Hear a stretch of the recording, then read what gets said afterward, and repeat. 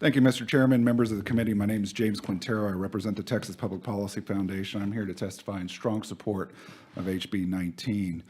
One of the great policy problems that threatens Texas's future economic vitality is the present borrowing environment, which is excessive, expensive, and extravagant. And to help punctuate that point, I provided you with a brand new TPPF report that released earlier today that analyzes local government debt trends in major metro areas. One of the findings from the report is that Texas's local debt service outstanding has grown to $499.7 billion as of FY 2024. That's a nearly 40% jump from the prior fiscal year. Another finding is that Texas's local debt per capita ranks as the third highest among the top 10 most populous states in the nation. Only New York and California have borrowed a greater measure. A third finding is that school district debt represents the bulk of the problem here. And if you look at the data, what it suggests is that school district debt accounts for 41% of the local debt service outstanding figure. And if you look at page 27 of the report, what you'll see is that there are a number of school districts with some very eye-popping debt data, some of which actually exceed $50,000 owed per student. And that distinction belongs to Austin ISD. Frisco ISD is actually just behind that figure. They're in the $49,000 range. That's an excessive amount of debt that has obvious implications for homeowner tax bills. Now, I know what you're thinking. How are we going to build schools? And I'll be frank, the Texas Public Policy Foundation does not oppose the issuance of all debt. There is a time and a place for debt, but when you look at the current debt environment, what you tend to see is that there's a lot of excess. For a bit of evidence, what I'll point you to is a recent ranking from frontofficesports.com, which found that Texas had 9 of the 10 most expensive high school football stadiums in the U.S. The only high school football stadium whose inflation-adjusted construction cost was more than anything put forward by Texas was the Tom Benson Hall of Fame Stadium located in Canton, Ohio. Now, I don't know anything other than its cost figure, but I can tell you that given the amount of debt that we tend to spend on our own high school football stadiums, this particular Canton Stadium must be magnificent. Now, what the evidence suggests, I think, is that there's a very obvious need for local debt reform, and I'll leave you with just one or two additional points of view that are unrelated to the report that I provided to you. The first is that we ought to remember that Texas state government is governed by a constitutional debt limit. And the measure being put forward here, particularly in relation to the limitation, the 20% limitation, is very much in that vein. So if we as a state are going to hold our state government to a certain standard, then it only makes sense that we apply that same standard, or at least a similar one, to our local governments. And the second point is this. In 2019, the Texas legislature, I think, did a very commendable thing in adjusting its property tax revenue limitation. It adjusted it down from 8% to 3.5%. But what we encountered since that time is something that is actually very commonly observed in the economics literature, and that is the spending pressures that exist on those sub-national or those sub-unit governments doesn't go away because the revenue limitation has been imposed or modernized. What happens is that those affected governmental units find other ways to keep their spending at its present level.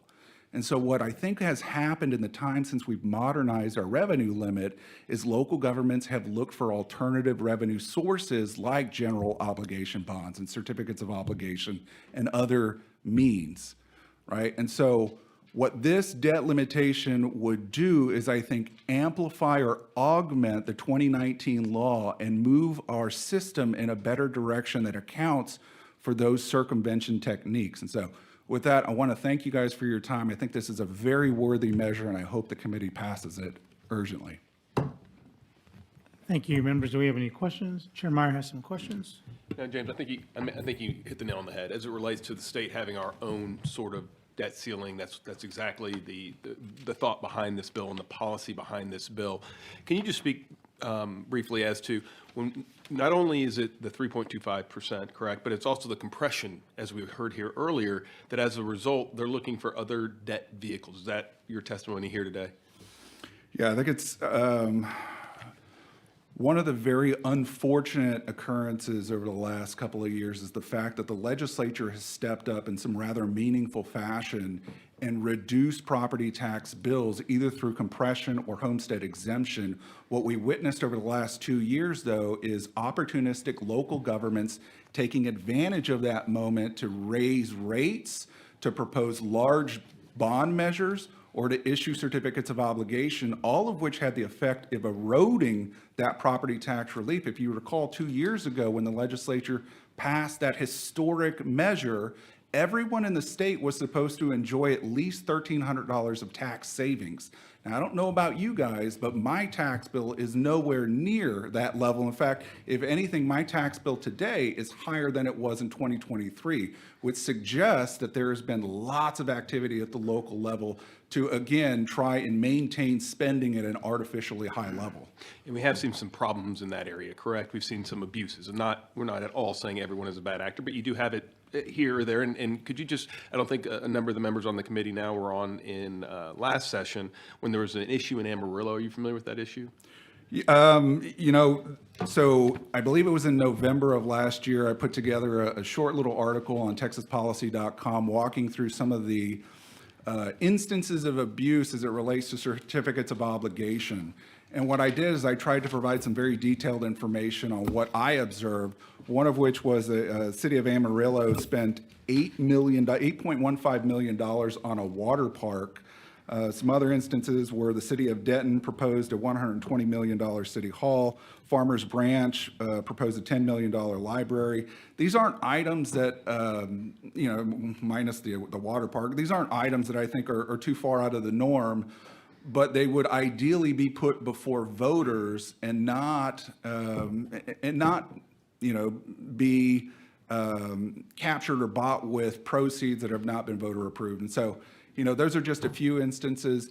One more that actually, so I've been doing this a while now. The very first instance of certificates of obligation abuse that I ever really was astounded by was actually Bexar County's $735,000 CO issuance for an art project, a public art project by the name of Plethora. And it was a 45-foot silver face that was supposed to be right in the center of a public park. And as Judge Wolf at the time, as they proceeded along with the project, what they ended up finding out is that $735,000 wasn't enough. It was actually going to take $1.5 million to complete the project. They ended up spending, I believe, $257,000 before getting to the point where controversy was so rife that they had to back off the project entirely. It was left unfinished to my knowledge. And that really, I think, put a fine point in my mind as to what sort of abuses are at least potentially possible out there, and why measures like yours are very important. Very good. Thank you, sir. And again, we're not saying you can't use COs. They absolutely have a place in our system. We're just trying to provide some guardrails, correct? Yes, sir. Okay, very good. Thank you. Thank you, Mr. Quintero. I'm from Bexar County. I'm not as familiar with that project, but I am very familiar with the use of certificates of obligation in our community. You heard some testimony today from healthcare executives that talk about the use of C of Os for medical facilities. What's your view on that? So one of the things that I noticed while perusing the Bond Review Board's latest local annual debt report is that it actually has the top 20 issuers in the state. And if you look at the top 5, San Antonio area governments actually occupy 3 of the top 5 positions on that list. Bexar County's number 2, Bexar County Hospital District's number 4, City of San Antonio's number 5. So I think when we consider what sort of local decisions are being made in the San Antonio area, to me at least, it seems like there's a tendency to not go the voter approval route, but instead use this non-voter approved debt instrument to get whatever it is that the local official is after. I think that's of concern. It might be, but I don't see any turnover in local elected officials, those folks that sign off on those projects. I don't see us getting a county judge every 4 years and a city council member every 2 years. In fact, I don't even hear about this issue becoming local campaign. I hear about crime, I hear about economic development, I hear about jobs. I've yet to meet someone on the campaign trail telling me our debt's too high. I would never challenge you on what the overall constituent sentiment is in your district, but what I will say is that I've seen plenty of recent polling data statewide that suggests property tax relief and reform are the #1 items on everyone's list. You can look at either the University of Texas's February 2024 poll or our most recent poll from March 2024. It is virtually unanimous throughout the state that people want relief and they want reform from the legislature to make sure that relief stays in place. No, well, good. I'll take a look at that. But in some of the testimony, going back to the healthcare officials that provide trauma care and provide indigent care, they talk about sometimes the need to get these projects moving and not wait for the market or wait for voter approval. And you said earlier, well, hey, you're not against all sorts of certificates of obligation being used. How do you feel about those applications for the healthcare industry and for the local community college? Well, I think there's a role for public debt. When it comes to certificates of obligation specifically, I am much more inclined to not be supportive of that route. In fact, I think there is a very limited avenue by which governing bodies ought to utilize COs, and that's for emergencies. If you have an act of God occur in your community, then it's understandable if you want to use a CO to repair a road or bring the lights back on.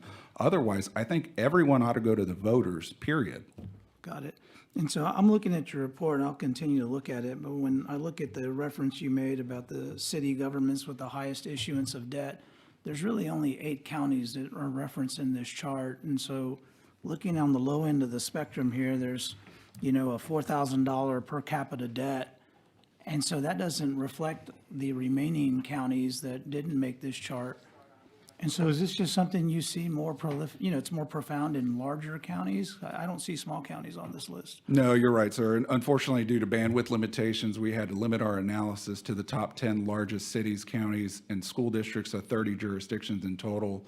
I do hope to expand the analysis in future years, but it is largely targeted at the large urban areas. That would be helpful, because I know when we attacked this a few years ago, when we looked at spending at the local level, we ended up exempting out like a whole majority of counties in this state that, don't even meet, the criteria. One fire truck can throw off their entire debt for the county. And so I just want to make sure we're making apples to apples comparisons. And I also noticed here, and again, I just got this and I was just looking through it as you were talking, and in the issuance of the school debt, I see Northside ISD, which is a district, I represent part of that school district. I'm a graduate of that high school, went to that middle school.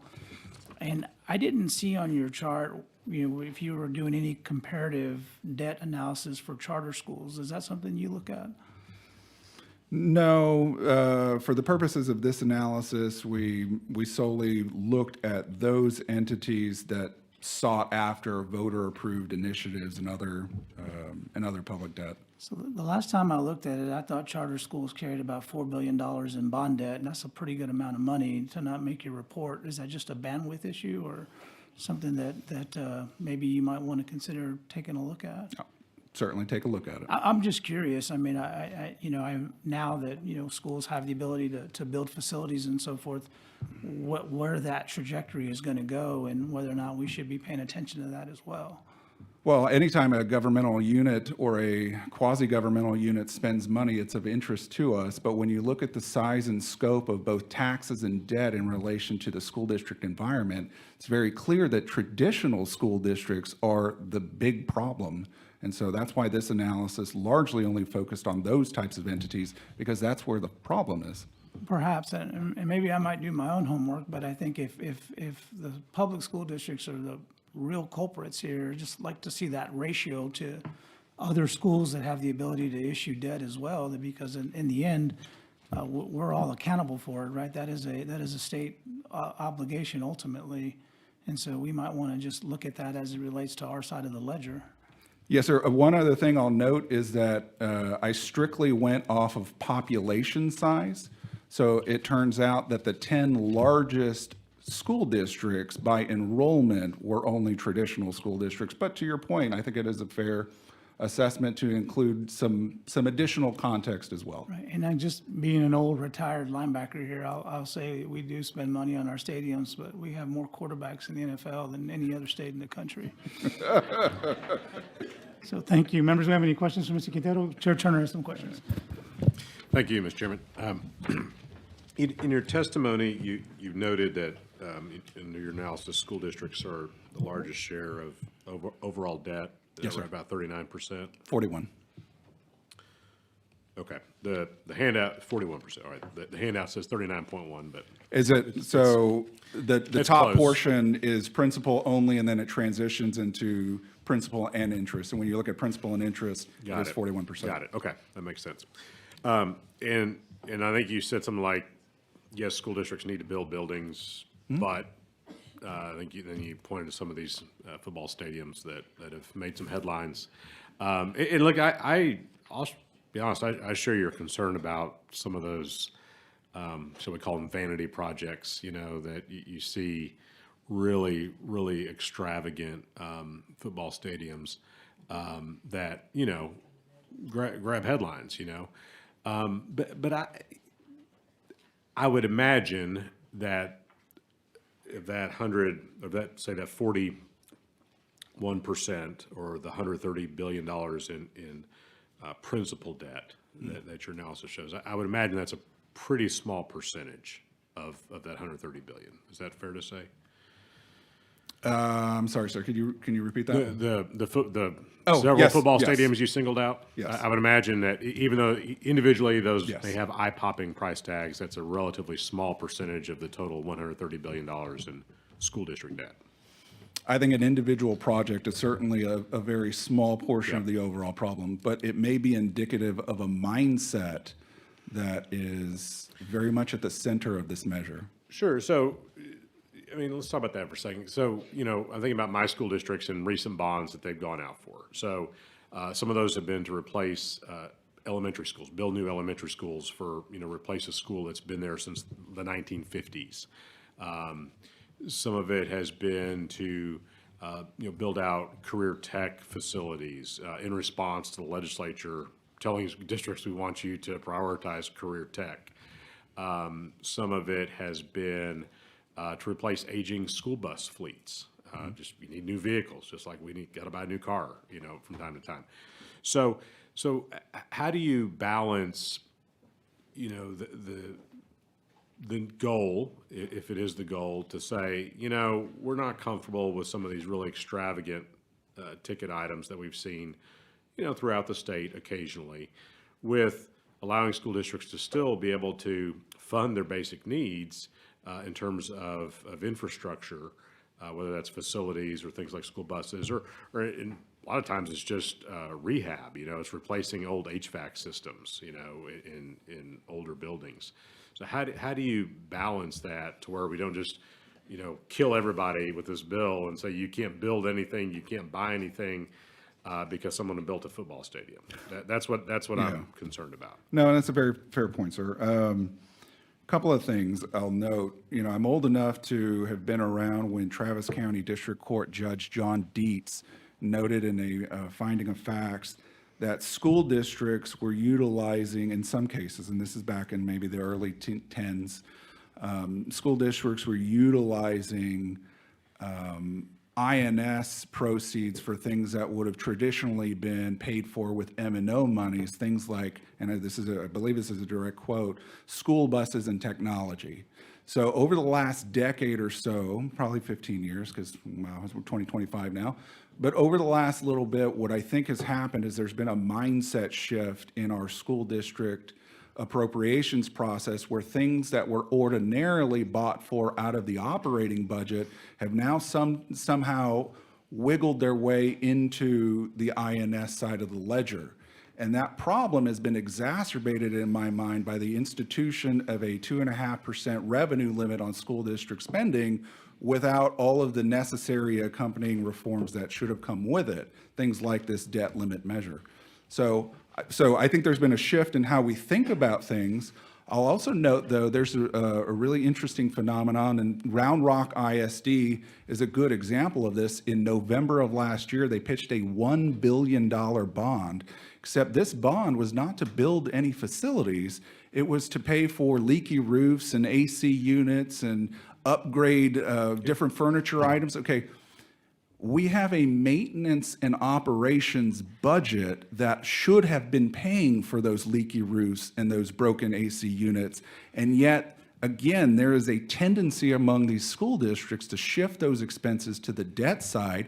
And I would argue that part of the way that they're able to get away with it is they've got some very creative minds on the other side that have learned how to game the INS rate setting process, where they effectively leave the INS rate unchanged.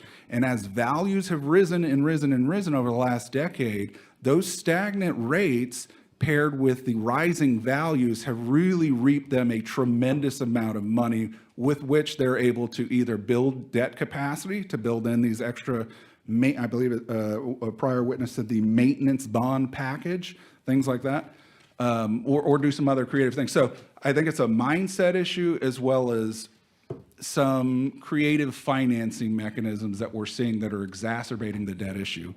Well, I guess I would just disagree with that premise a little bit. I mean, I don't see an inherent problem. Again, I mean, the voters ultimately approve these or not. And I've seen bond elections in my local area on the same ballot. Some pass, some don't, because voters agreed with some of the priorities and disagreed with some of the priorities. So, I mean, voters ultimately get the say. But if you're talking about, a bond to replace roofs and HVAC systems, you could argue, I think people do argue that that's the more fiscally responsible thing to do. Let's rehab what we have instead of building something completely new. Because you're saying if you build something completely new, that's a totally legitimate use of INS, I think is what I hear your testimony to be. So wouldn't the more fiscally prudent thing to do when possible, rehab some of these older facilities and do that with debt? And the M&O, the M&O is classroom instruction. I mean, that's where we're. Well, I believe the maintenance part of the M&O ought to be going to pay for building needs.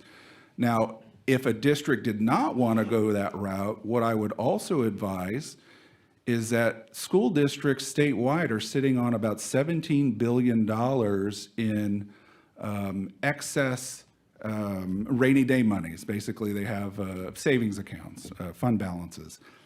Okay, those monies, those proceeds ought to be used in replacement of any sort of bond election proceeds. That's another way that I think we can get from point A to point B without going the bond route.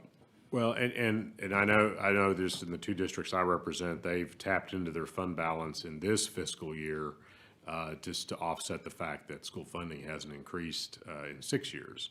So there's a lot of financial pressures on these districts when state funding has remained stagnant. Again, that's pre-HB2, which passed in the House last week. That, of course, is not law yet.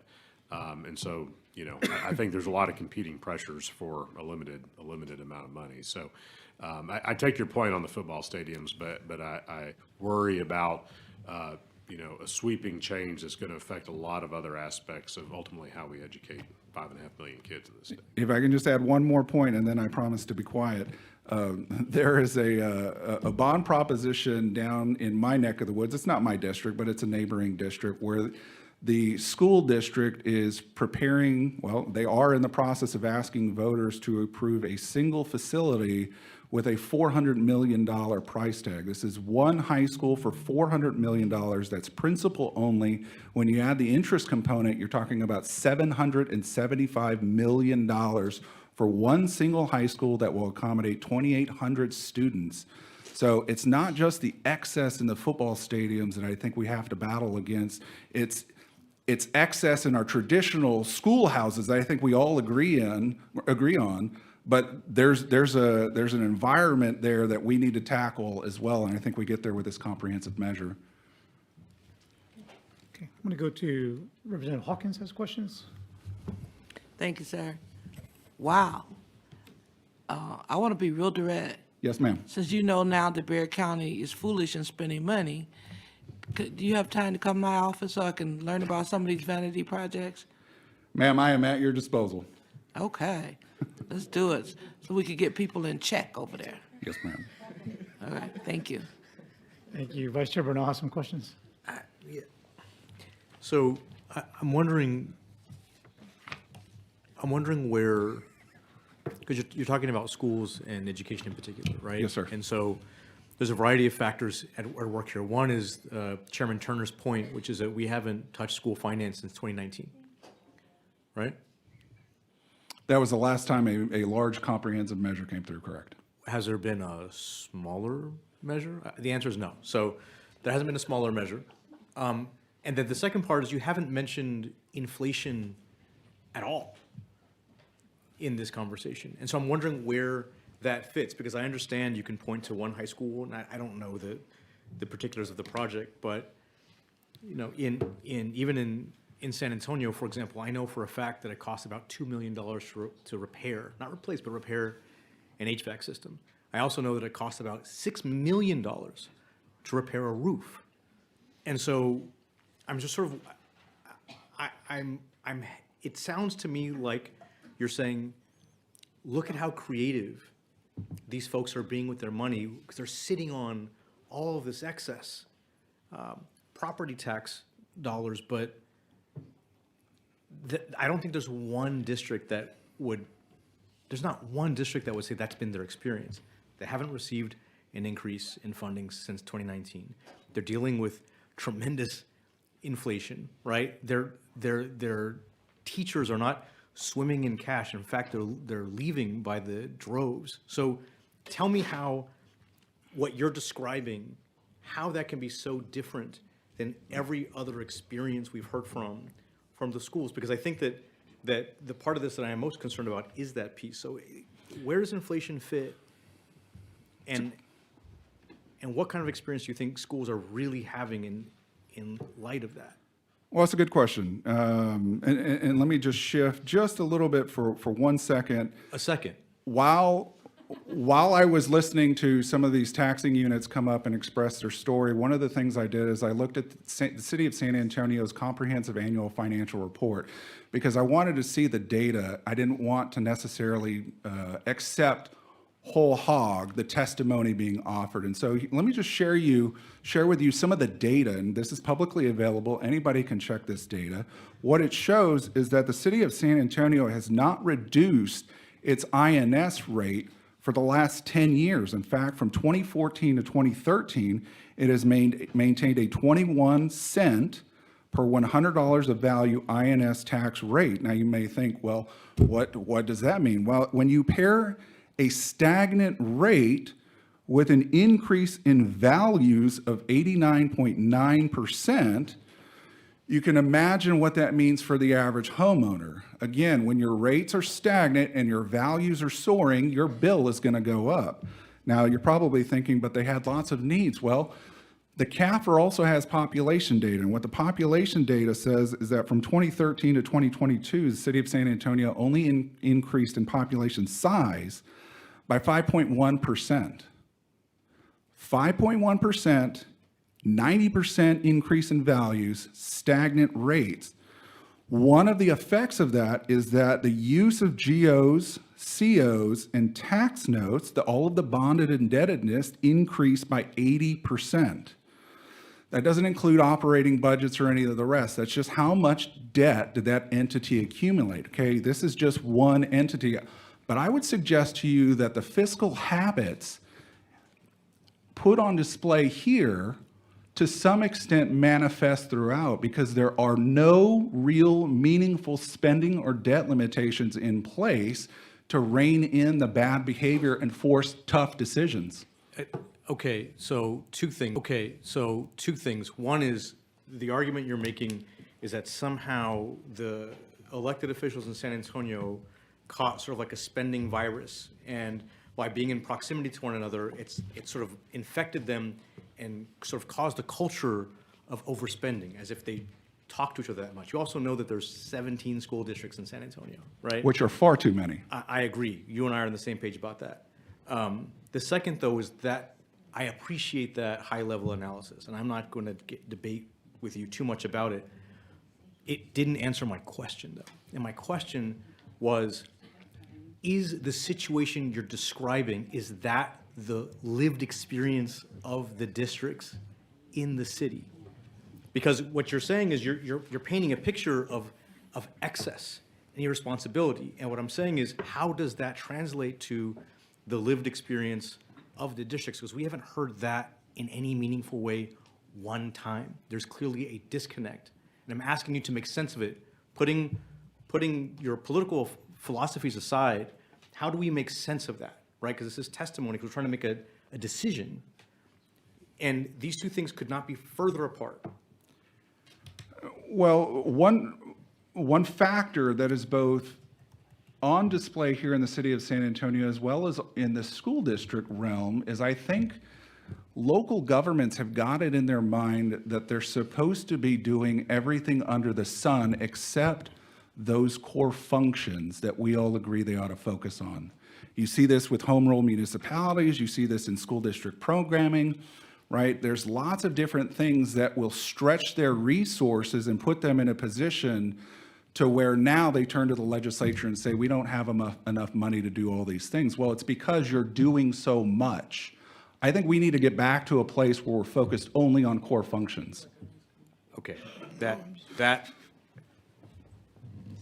makes the rest of your testimony make more sense to me.